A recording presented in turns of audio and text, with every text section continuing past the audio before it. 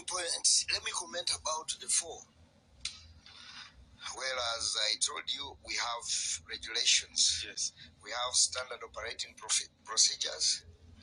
We had laws which guide us in our operations.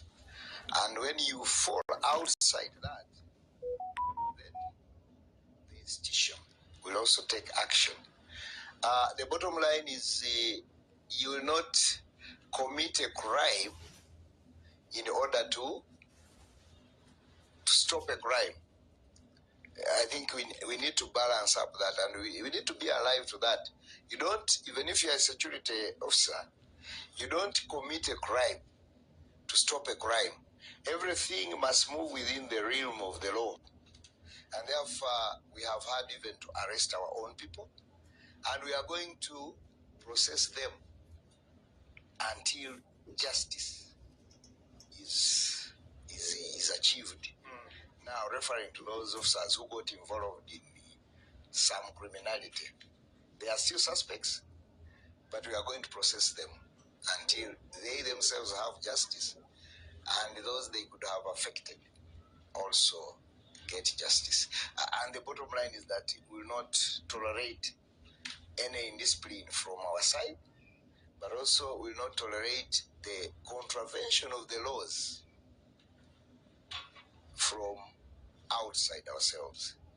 And that is what will create a balance for us to continue having a peaceful environment for this country, even beyond the elections. They always say that with each process there is a silver lining. Any lessons learned from this for you as the police that you see these are areas we can improve, or these are lessons we can learn to be able to be a better force that serves and protects?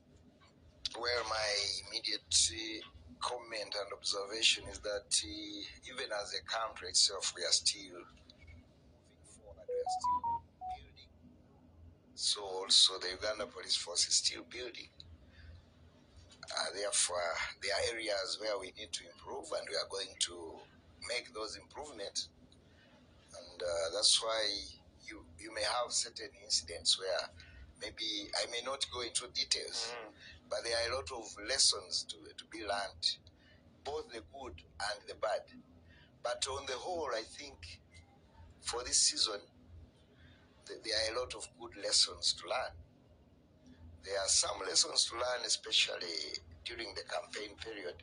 But how I also wish that these lessons go beyond the forces themselves, but also to our citizens, so that tomorrow we can have a better, peaceful environment for this country.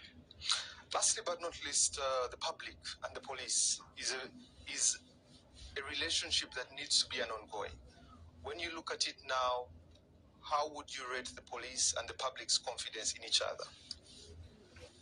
I think on the whole, I could say we have a lot of cooperation from the public. Good cooperation. We are not yet there. And our best case scenario would be to have everybody on our side vis-a-vis security. And we shall continue to work towards that. Ultimately, we would like to continue being useful and more useful to the population and the residents of this country. We are clearly aware that our participation in whatever we are enjoying to do has a very big relationship to the achievements of the aspirations of the citizens of this country, because we are clearly aware security is a baseline to the achievement of all other activities, and we shall continue to do that. We have the commitment. I can talk on behalf of all my colleagues, and that's the way to go.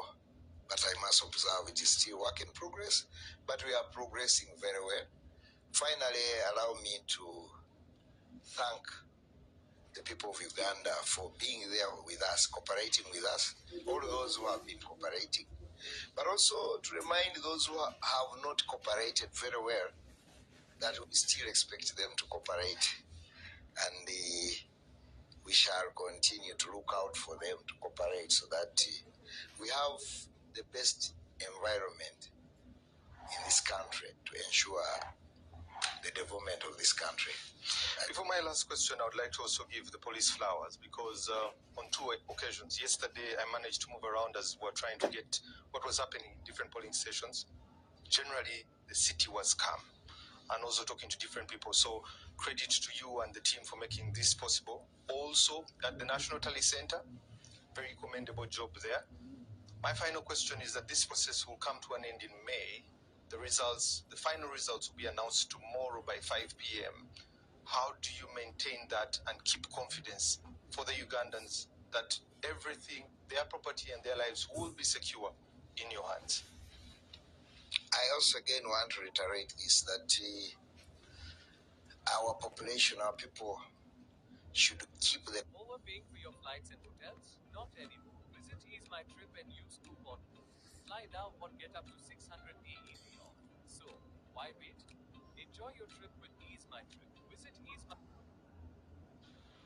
the resolve to protect them, the resolve to go for those who contravene the law legally, and we shall continue to be legal in all our actions because we are clearly aware we must work within the confines of the law, but ultimately we must protect all the Ugandans and the residents living within this country. So far, so good.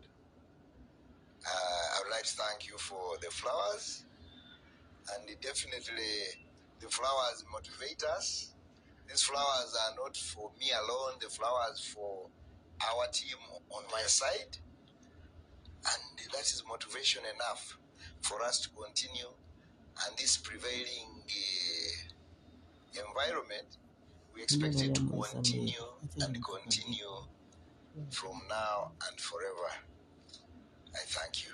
Thank you very much, Inspector General of Police, for speaking to us. We really appreciate your time. I know you are busy, but thank you for squeezing us in. It's my pleasure. Thank you very much. So that has been a conversation with the Inspector General of Police, Fande Abbas Byakagaba, and we've been talking about the security situation of the country in this electoral process. It even goes on